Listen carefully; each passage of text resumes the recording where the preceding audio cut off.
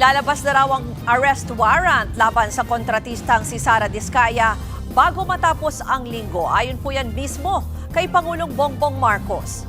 Bukod kay Diskaya, nahaharap din sa kasong malversation at paglabag sa Anti-Graft and Corrupt Practices Act ang 9 na iba pa. Kabilang din dyan ang 8 kawani ng Department of Public Works and Highways. Ayon sa Pangulo, naghayag na raw ang 8 ng intensyong sumuko. Ang ugat nito, ang nadiskubreng 96.5 million pesos na halaga ng ghost projects sa Davao Occidental.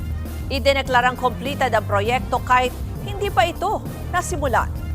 Hindi na rin magtatagal ang pag-aresto sa kanya. Magpapatuloy ang imbestigasyon, magpapatuloy ang pagpapanagot at titiyakin ng pamahalaan na ang pera ng bayan ay maibabalik sa taong bayan.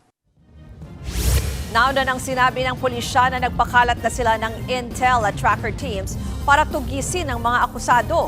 Pero git naman ng abogado ni Diskaya, hindi nagtatago ang kanyang kliyente. Wala rin daw silang balak tumakas. Dagdag pa ng kampo ng kontratista, hindi ghost project ang ginawa nilang proyekto sa Davao Occidental.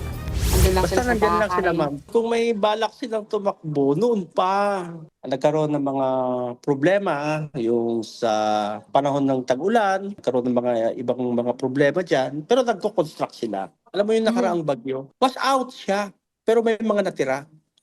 O ngayon, ni-repair ulit kasi nga nasa warranty yan eh. Nasa warranty, wala pang 2022.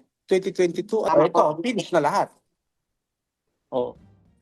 Mga kapatid, Ruth Cabalco, para sa mabilis na pasada ng mga balitang dapat niyong malaman, mag-follow at mag-subscribe sa social media pages ng News 5.